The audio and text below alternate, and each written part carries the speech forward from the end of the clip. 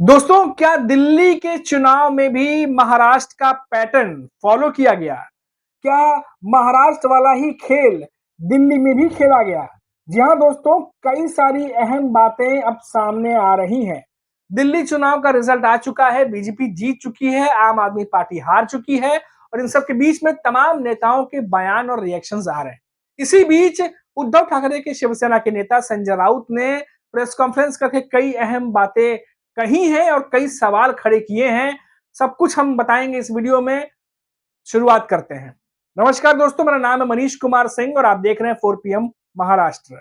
दोस्तों, महाराष्ट्र पैटर्न, जी हाँ दोस्तों, महाराष्ट्र पैटर्न का जिक्र करते हुए आज संजय राउत नजर आए कि बीजेपी किस तरीके से महाराष्ट्र में जीती, वही पैटर्न दिल्ली में भी आजमाया गया।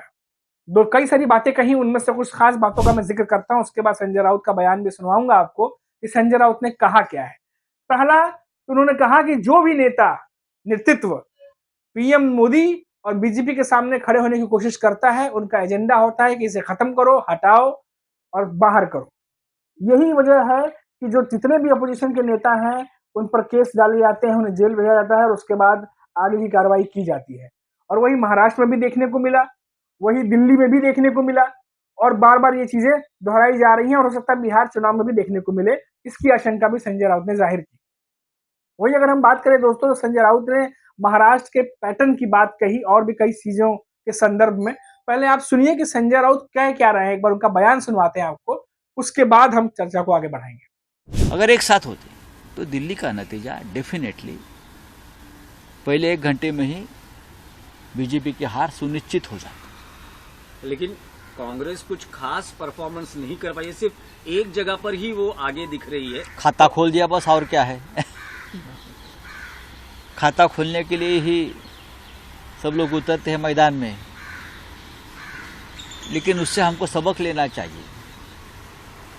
सबसे पहले दिल्ली में 5 साल से केजरीवाल सरकार को कोई काम करने नहीं दिया। जो लेफ्टिनेंट गवर्नर है वो गुजरात से लाए हैं, मिस्टर सक्सेना, आपको मालूम है।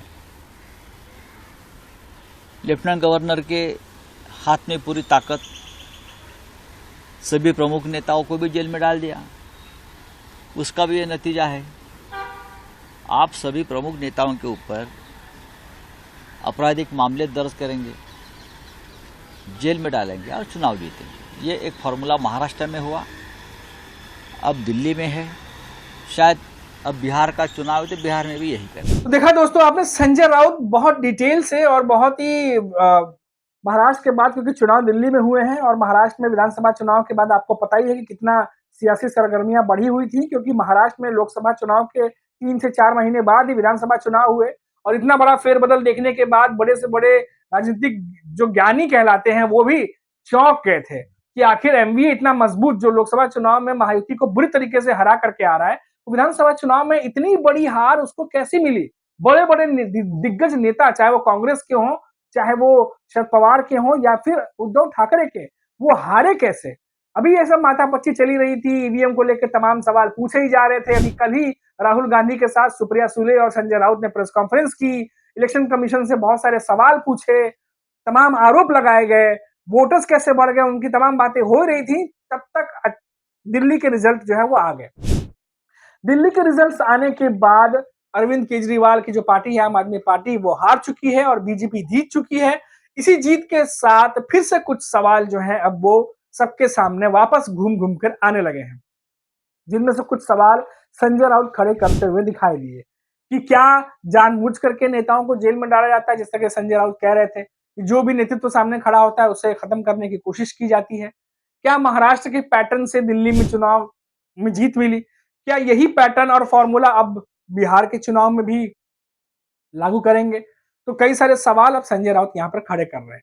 अब दोस्तों देखिए, हालांकि चुनाव हारने के बाद अरविंद केजरीवाल का एक वीडियो भी आया जहां पर वो जो जनादेश है, जो जनता का जनादेश है, उसको सलाखों पर रखते हुए उन्होंने कहा कि अब जो जिम्मेदारी जो दूसरी पार्टी को दी है जनता ने, उसे वो निभाएंगे।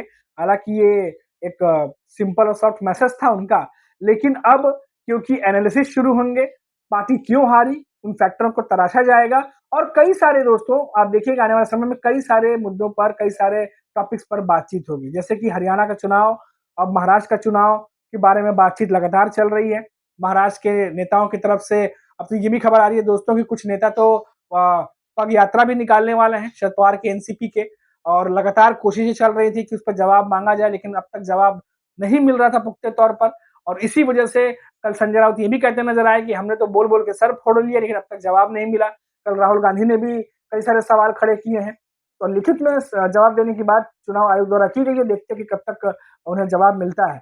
और ऐसे में महाराष्ट्र की सियासत फिर से, चुनाव दिल्ली में थे लेकिन महाराष्ट्र की सियासत फिर से गर्मा गई है। और जिस तरीके से राहुल गांधी के साथ संजय राउत और सुप्रिया सुले ने प्रेस कॉन्फ्रेंस की, अब महाराष्ट्र के तमाम जो महायुति के नेता हैं, बीजेपी के नेता हैं, वो हरकत में आए।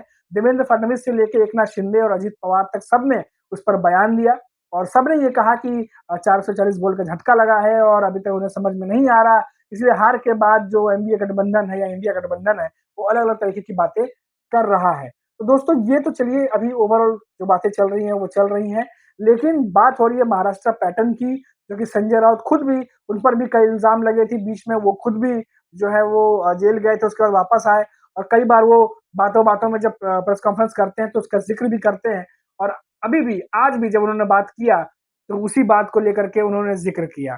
तो ये जो पूरा मामला है दोस्तों, अब ये देखिए कि क्योंकि अब सबकी नजरें दिल्ली के बाद क्या कुछ कमियां रह गई वो तो बात होंगी ही, लेकिन यहाँ से अब सबकी नजरें जो है वो बिहार पर टिकी होंगी और बिहार पर अब किस तरीके से चुनाव की रणनीतियां बनेंगी उस पर नजर होगी। तो जिस तरीके से संजय राउत कह रहे हैं, क्या सब कुछ वैसा ही होता है या फिर कुछ अलग होगा, ये देखने के लिए भी इंतजार करना पड़ेगा। फिलहाल अभी के लिए इतना ही। आप देखते रहिए 4PM महाराष्ट्र। नमस्कार।